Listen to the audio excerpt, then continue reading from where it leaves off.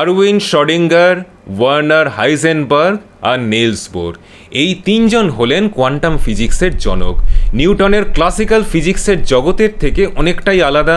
আমাদের চারদিকে যে দৃশ্যমান জগৎ, তার জন্য নিউটনের ফিজিক্স হয়তো যথেষ্ট, কিন্তু এর বাইরে যে জগৎটা দৃশ্যমান নয়, অনুপরমাণু কী, এনার্জি কী, এই সমস্ত উত্তর দিতে গিয়ে সেই নিউটনের ফিজিক্স কিন্তু একদম ডাহা ফেল মেরে যায়। এই জগৎটার ছবি একটু একটু করে ফুটে উঠছিল এই তিন বিজ্ঞানীর কাছে, যাদের নাম বললাম। কিন্তু সেই সময়ের বিজ্ঞানীদের জগৎ তাদের বক্তব্যকে পাগলের প্রলাপ বলে উড়িয়ে দিয়েছিল। নিজেদেরও কীরকম পাগল পাগল লাগছিল।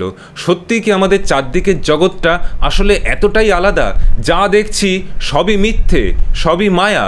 এর মধ্যে বিজ্ঞানী হাইজেনবার্গের সাক্ষাৎ হয় রবীন্দ্রনাথের সঙ্গে। তার হাতে এসে পড়ল উপনিষদ। অবাক হয়ে গেলেন। কোয়ান্টাম ফিজিক্স বলে যা ওনারা বলছেন হুবহু তাই লেখা আছে উপনিষদে। সব এনে উপস্থিত করলেন শ্রোডিঙ্গার আর নিলস বোরের কাছে। তিন সতীর্থ ধরে বাতাস পেলেন না। তাহলে ওনারা পাগল হয়ে যাননি। ওনারা যা ভাবছেন সেটা কয়েক হাজার বছর আগে ভারতের মুনি ঋষিরা ভেবে গেছেন। এবার নির্ভয়ে তারা তাদের বিজ্ঞান চর্চা চালিয়ে গেলেন। শ্রোডিঙ্গার সমীকরণ, যা ফিজিক্সের দুনিয়ার মোড় ঘুরিয়ে দেয়, সেই সমীকরণের নাম উনি দিয়েছিলেন আত্মা ইকুয়ালস টু পরমাত্মা।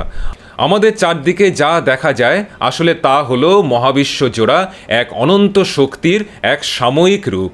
যদি একে দর্শন বলেন তাহলে এর নাম উপনিষদ, যদি একে বিজ্ঞান বলেন তাহলে এর নাম শ্রোডিঙ্গার ওয়েভ ইকুয়েশন। কিন্তু বাস্তবে দুটোই এক। তেমনিভাবে আমাদের চারদিকে আমরা যা দেখছি সেটা এক মায়া ছাড়া আর কিছু নয়। একেই আজকের কোয়ান্টাম বিজ্ঞান বলে হাইজেনবার্গের আনসার্টেনিটি প্রিন্সিপাল। নিলস বোর বলেছেন যে তার মনে যখন প্রশ্ন জাগে তিনি তার উত্তর খোঁজেন ভারতীয় শাস্ত্রে। এই তিন বিজ্ঞানী কিন্তু নোবেল বিজয়ী। এক সময় যেই শাস্ত্রকে পশ্চাৎপদ ভাবা হতো, আজকে আধুনিক বিজ্ঞানীদের সেগুলোই পথ দেখাচ্ছে। তাহলে প্রশ্ন, আসলে পশ্চাৎপদ কারা? এই শাস্ত্রের মধ্যে যারা বিজ্ঞান খোঁজে তারা, নাকি এগুলো দেখে যারা নাক সিটকোয় তারা?